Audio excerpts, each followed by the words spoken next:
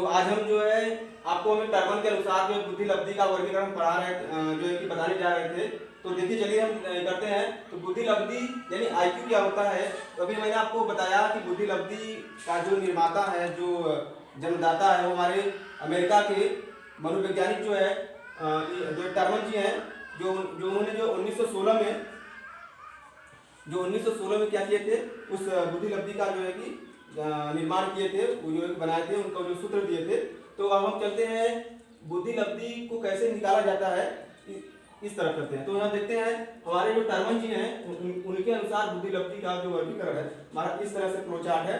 तो देखते हैं अगर किसी बालक या व्यक्ति का जो है आईक्यू लेवल 140 से ऊपर है तो वो प्रतिभाशाली के अंतर्गत आता है। और इस संसार में जो प्रतिभाशाली व्यक्ति होते हैं वो केवल 2% ही होते हैं। फिर इसके बाद प्रखर बुद्धि के जो लोग होते हैं वो 120 से 140 के बीच में आते हैं, और 110 120 के बीच में जो अधिक सामान्य के लोग आते हैं, 90 से 110 जो सामान्य आते हैं, जो सामान्य जो इस संसार में, इस पूरे विश्व में जो 50% ही पाए जाते हैं। 75 से 90 तक जो है मंद बुद्धि अल्प बुद्धि जो सीमा पर होते हैं, यानी वो जो है कि ज्यादा मंद बुद्धि होते हैं, यानी ज्यादा जो अल्प बुद्धि होते हैं वो जो है कि इक्वली बराबर के बीच में रहते हैं। इसके बाद है 50 से 75 है मूर्ख में आते हैं, जिसे हम अंग्रेजी में मोरन कहते हैं। फिर इसके बाद हमारा 7वां नंबर पे जो वर्गीकरण किया गया है वो 25 से 75 के बीच में है, जिसे मूर्ख कहा गया है, जिसे एम्बिशियल कहते हैं, एम्बिशियल व्यक्ति कहते हैं उसे हम। फिर इसके बाद 8वें नंबर पे हमारे हैं 25 से कम, यानी किसी व्यक्ति का, किसी बालक का जो आईक्यू लेवल होता है वो 25 से कम होता है तो जो हमारे महामूर्ख, जिसे हम इडियट बोलते हैं, इडियट। तो इडियट जो होता है हमारे संसार में 2% ही पाए जाते हैं। तो आई होप बच्चों कि आपको समझ में आ रहा होगा ये फ्लो चार्ट। तो अब देखिए हम क्या है कि हम इस रिकॉर्डिंग के अनुसार इस सवाल को कैसे लगा करके किसी व्यक्ति या किसी बालक का आईक्यू निकालते हैं। तो चलिए देखते हैं। आपको मैंने जो सूत्र बता दिया था, सूत्र हमारा क्या था, आईक्यू इक्वल MA बटे CA मल्टीप्लाई 100, यही हमारा सूत्र था। जो आईक्यू का मतलब होता है बुद्धि लब्धि, MA का मतलब होता है मानसिक आयु, और CA का मतलब होता है वास्तविक आयु या शारीरिक आयु, मल्टीप्लाई 100। तो अब हम देखिए सवाल के अनुसार चलते हैं। चलिए पहला सवाल लेते हैं। ये मान लीजिए सवाल है, किसी बालक का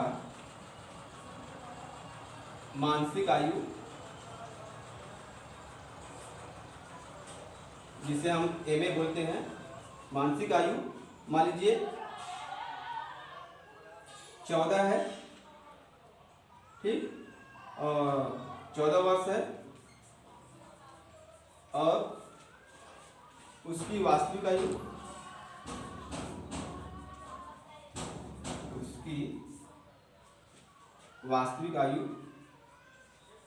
जो है वो 13 मान लेते हैं, ठीक, 13 मान लेते हैं, 13 वर्ष है। तो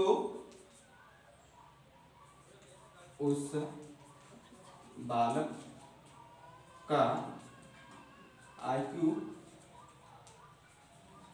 क्या होगा, आईक्यू क्या होगा, बट क्वेश्चन मार्क्स। तो ये हमारा सवाल है, किसी बालक का मानसिक आयु यानी MA 14 साल का है, यानी कि वह जो बालक है उसकी जो मानसिक आयु क्या है वो 14 साल तक का बालक के बच्चों का प्रश्न हल कर लेता है, और उसकी वास्तविक आयु 13 वर्ष का है।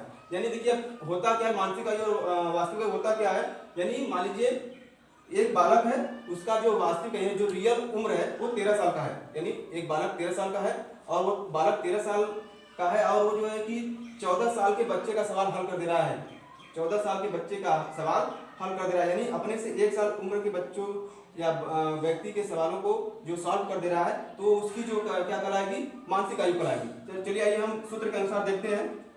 तो हमारा सूत्र क्या था, वहां आप ऊपर देखते हैं, सूत्र है आईक्यू MA बटे CA इक्वल टू 100, ठीक। तो अब हम देखते हैं। तो आईक्यू हमें निकालना है, यहाँ पे पूछा गया है इसकी आईक्यू निकालना है, तो हम आईक्यू को क्या करते हैं, आईक्यू की जो हम इस तरह से करते हैं। अब हम देखते हैं कि हमारा जो है CA MA बटे CA का सूत्र होता है। तो हमारा MA कितना है, जो है MA कितना हमारा है 14 साल, तो हम क्या करेंगे 14 साल रख देंगे, और वास्तविक आयु कितना है 13 साल, CA मतलब 13 साल इक्वल टू 100। अब हम देखते हैं, अब यहाँ पे देखते हैं कि हमारा जो है 100 13 से कट रहा है कि नहीं कट रहा है। अगर डायरेक्ट नहीं कट रहा है तो क्या करते हैं 100 में जो कि 40 का क्या करते हैं मल्टीप्लाई करते हैं। मल्टीप्लाई करेंगे तो हमारा जो हो जाएगा 1400 आ जाएगा बटे ये 13 है 13 उतार देंगे। अब हम क्या करेंगे इसको क्या करेंगे डिवाइड करेंगे। इसको क्या करेंगे डिवाइड करेंगे। तो हम जब डिवाइड करेंगे तो हमारा लगभग मैक्सिमम 107 आंसर आएगा। 107 के लगभग आंसर आएगा। तो चलिए हम देखते हैं भाग लगाकर देखते हैं, आपको समझा देते हैं। तो भाग लगाकर देखते हैं 13 14। तो क्या है कि 13 का हम जो टेबल ऐसे पढ़ेंगे कि हमारा जो है कि 14 से बेसिंग आ जाए तो एक बार में जाएगा, एक बार में ले जाएंगे तो 13 आ जाएगा और हमारा बचा कुछ नहीं बचा, एक बचा। अब जब क्या करता है जब भाग नहीं जाता है तो दो संख्या एक साथ उतारते हैं तो दशमलव यहाँ बढ़ाते हैं। जब दो संख्या एक साथ उतारते हैं तो जो है सॉरी जब हम दो संख्या एक साथ उतारते हैं तो यहाँ पे 0 बढ़ाते हैं और दो संख्या उतार देते हैं। अब क्या करते हैं 13 कैसे पढ़ना पड़े कि 100 से बेसिंग लग जाए। तो 13 छक्का कितना होता है 96, वही होता है 13 गुणे करते हैं तो 6 3 18 1 6 कम 6 7 78 होता है। तो हमारा क्या बहुत ज्यादा बेसी जा रहा है कम हो जा रहा है तो 7 बन जाते हैं। तो 7 3 का 21 हो गया और 7 कम 7 2 9। तो 91 जो है तो हम क्या करते हैं 7 बार ले जाते हैं। तो 7 बार लेके जाएंगे तो हमारा कितना आएगा 91 आ जाएगा। तो 91 में से क्या करेंगे हम 100 में से 91 को माइनस करेंगे तो हमारा जो है आपका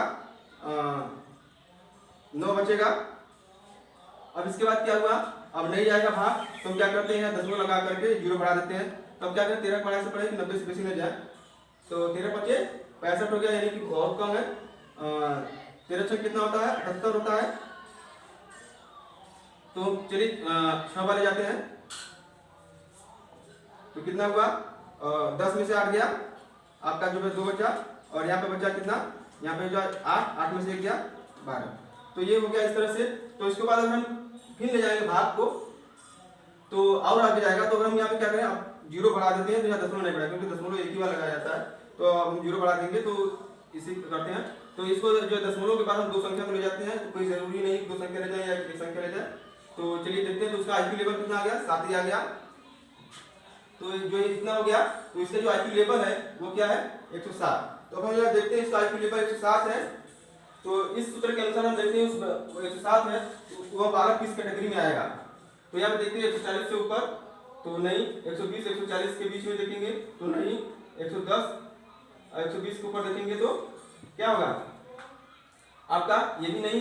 यहाँ पर देखेंगे 90 से 110 ये हमारा आएगा 90 से 110 आएगा क्योंकि यहाँ देखिए 107 है तो 90 से 110 यानी 110 के बीच में 107 आता है। तो यानी वह बालक जो है आपका सामान्य में आएगा।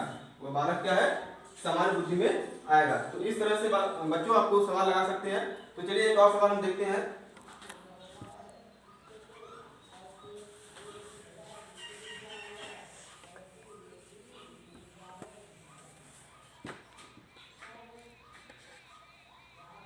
तो एक हम और देखते हैं इसी सवाल पे।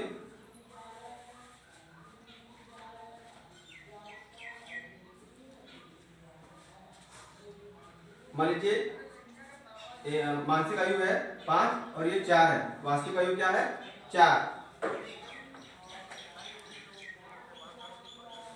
तो अब हम देखते हैं सूत्र के अनुसार IQ बराबर MA बटे CA इक्वल टू 100। तो सूत्र देखते हैं। तो MA हमारा कितना है MA हमारा क्या है 5 है तो 5 रखेंगे और CA हमारा कितना है 4 है तो 4 रखेंगे इक्वल टू 100 करेंगे।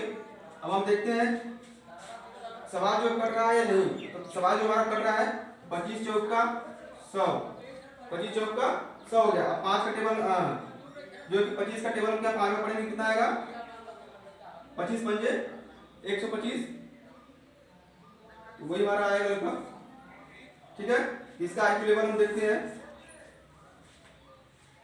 इसका हम IQ लेवल देखेंगे। इसका IQ लेवल हमारा क्या 125 है। उसका IQ लेवल हम देखेंगे और आपका देखेंगे तो जो है इसमें आएगा हमारा 120 से 140 120 से 140 के बीच में हमारा आएगा तो वो बालक जो है प्रखर बुद्धि का है। वो बालक क्या है? प्रखर बुद्धि का कहलाएगा, यानी वो बालक क्या है? प्रखर बुद्धि का। तो आई होप कि आपको ये इस तरह से जो है कि सवाल लगाया जाता है, बुद्धि लब्धि निकाला जाता है। तो आज के लिए बस इतना ही। ये चैप्टर आपका समाप्त हो गया। अब अगले दिन आपका अगले चैप्टर आएगा। तो आप लोग सेफ रहिए, घर पे रहिए और सुरक्षित रहिए। Thank you.